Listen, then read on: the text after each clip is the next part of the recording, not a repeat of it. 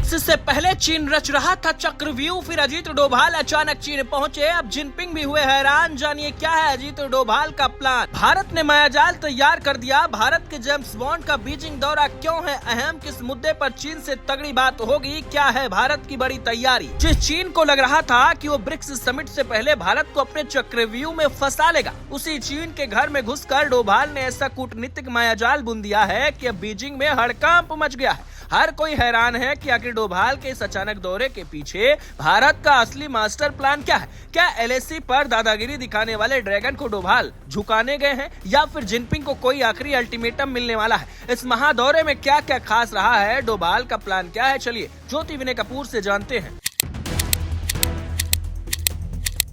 नमस्कार, आपके साथ मैं हूं ज्योति विनय कपूर। तो दोस्तों, दुनिया जिसे भारत का जेम्स बॉन्ड कहती है, वो एनएसए अजीत डोभाल जब किसी दौरे पर निकलते हैं तो दुश्मनों के खेमे में खलबली मच जाती है। इस बार डोभाल सीधे चीन की राजधानी बीजिंग पहुंचे हैं और ब्रिक्स की एक बेहद महत्वपूर्ण हाई लेवल सिक्योरिटी मीटिंग से ठीक पहले उनका ये दौरा कूटनीतिक गलियारों में एक हलचल पैदा करने वाला है।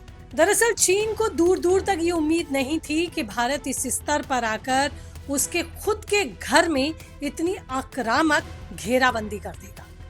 यही वजह है कि जिनपिंग और उनकी पूरी टीम अब ये समझने में जुटी है कि डोभाल अपने साथ दिल्ली से क्या सीक्रेट एजेंडा या फिर मास्टर प्लान लेकर आए हैं। भारत आगे क्या कदम उठाने वाला है, और इस दौरे के एजेंडे में सबसे बड़ा और सुलगता हुआ मुद्दा है अरुणाचल प्रदेश। चीन का वो नया नक्शा जिसने दोनों देशों के रिश्तों में कड़वाहट को चरम पर पहुंचाया। चीन ने कुछ समय पहले अपने आधिकारिक नक्शे में भारत के अरुणाचल प्रदेश और अक्साई चीन को अपना हिस्सा दिखाकर जो कायराना हिमाकत की थी, उस पर भारत ने अब आक्रामक जवाब देने की रणनीति बनाई है।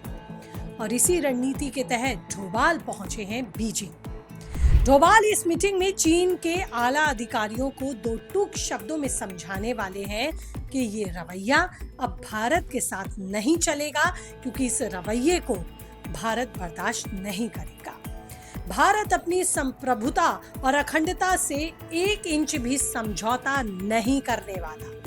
और ड्रैगन की ये कार्डियोग्राफिक आक्रामकता यानी कि नक्शों के जरिए जमीन हड़पने की चालाकी अब नए भारत से बर्दाश्त नहीं होगी, या नया भारत इसे बर्दाश्त नहीं करेगा। ये कोई आम या औपचारिक मुलाकात नहीं है, बल्कि एक ऐसी हाई लेवल डिप्लोमेटिक और सिक्योरिटी मीटिंग है जहां दोनों देशों के बीच पर्दे के पीछे वो असली मुद्दे होंगे जो कैमरे के सामने डिस्कस नहीं होते हैं।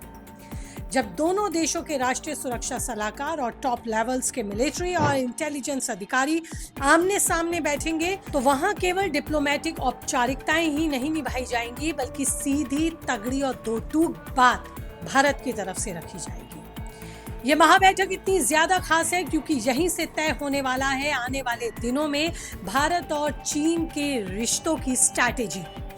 फिर सीमा पर तनाव किसी नए और भयंकर मोड़ की तरफ कहीं बढ़ ना जाए, इसको लेकर अब सीमाएं भी खींची जाएंगी, यानी कि बातचीत से तय किया जाएगा। जाहिर है, लद्दाख से लेकर अरुणाचल तक फैली वास्तविक नियंत्रण रेखा, जिसे हम सभी एलएसी के नाम से जानते हैं, दोनों देशों की सेनाएं सालों से भारी हथियारों के साथ यहां आमने सामने डटी हुई है। डोभाल के एजेंडे में सीमा पर पूरी तरह से शांति बहाली और चीनी सैनिकों को पीछे धकेलने जैसे मुद्दे शामिल हैं। भारत ने अपना स्टैंड पहले ही बिल्कुल साफ कर दिया है कि जब तक सीमा पर साल 2020 की हिंसा से पहले वाली स्थिति बहाल नहीं होती, तब तक गश्ती के अधिकार दोबारा पूरी तरह से नहीं मिलेंगे। तब तक दोनों देशों के बीच व्यापार या कूटनीति का कोई भी दूसरा रास्ता सामान्य नहीं हो सकता। भारत अपना दबाव कम नहीं करेगा। और अगर हम भारत की सुरक्षा के लिहाज से यहाँ बात करें, तो सबसे संवेदनशील इलाका है चिकन नेक, यानी कि सिलीगुड़ी कॉरिडोर, जो पूर्वोत्तर भारत के 7 राज्यों को बाकी देश से जोड़ता है। और चीन हमेशा से इस संकरे रास्ते पर बुरी नजर गड़ाकर बैठता है। चीन लगातार डोकलाम और भूटान के आसपास के इलाकों में भी अपनी सैन्य बुनियादी ढांचा बढ़ाकर इस कॉरिडोर पर दबाव बनाने की फिराक में रहता है। अपनी विस्तारवादी नीति के चलते वो इन इलाकों में अंदर घुसने की कोशिश करता है और अपना प्रभाव दिखाना चाहता है। लेकिन डोभाल ने भारतीय सेना के साथ मिलकर इस पूरे इलाके की सुरक्षा के लिए जो अभेद्य चक्रव्यूह तैयार किया है, उसकी सख्त झलक इस बातचीत में रखी जाएगी, जिससे चीन को ये साफ संदेश मिलेगा कि भारत अब हर मोर्चे पर उसे जवाब देने के लिए तैयार है। इस पूरे दौरे की अहमियत और ज्यादा इसलिए भी बढ़ जाती है कि अब जल्द ही भारत में ब्रिक्स सम्मेलन होना है, जिसे लेकर शी जिनपिंग के आने की भी खबरें हैं। लेकिन भारत की तरफ से ये पहले ही साफ कर दिया गया है कि शी जिनपिंग का स्वागत दिल्ली में तभी शानदार हो सकता है जब सीमाओं पर जारी विवाद सुलझाया जाए, जिस तरह की टेंशन है उसे सामान्य किया जाए। एनएसए डोभाल इसी संभावित यात्रा की जमीन तैयार करने या यूं कहें कि उसकी कड़ी शर्तों को चीन के सामने रखने के लिए बीजिंग पहुंचे हैं। भारत का यहाँ रुख आक्रामक होगा। भारत अपनी बात मजबूती से रखेगा, जिससे चीनी अफसर बैकफुट पर भारत को धकेल ना सकें सीमाओं पर। अगर बात एनएसए अजीत डोभाल के पूरे एजेंडे की करें तो इसमें सिर्फ जमीन का सीमा विवाद ही शामिल नहीं है, बल्कि हिंद महासागर में चीन की बढ़ती जासूसी, भारत की सरकारी वेबसाइट से होने वाले चीनी साइबर हमलों की साजिशें और पाकिस्तान के साथ मिलकर भारत को दो तरफा घेरने की चीनी रणनीति भी डोभाल के एजेंडे और उनके मास्टर प्लान में शामिल है। इस दौरे पर डोभाल ने सुरक्षा के इन तमाम आयामों को शामिल करते हुए टेबल पर बैठेंगे और पूरा मायाजाल कूटनीति से सजाया जाएगा, कूटनीति से बनाया जाएगा।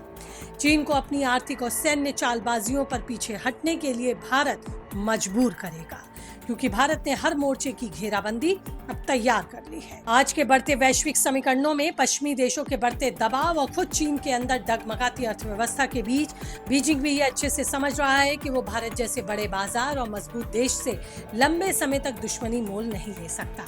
अब यही वजह है कि चीन खुद भारत की तरफ बातचीत का हाथ बढ़ाने और रिश्ते सुधारने की पहल करता हुआ दिख रहा है।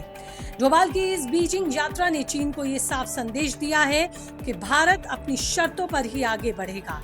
अगर उसे एशिया में स्थिरता चाहिए तो भारत की शर्तें और भारत की सीमाओं पर शांति रखनी जरूरी है।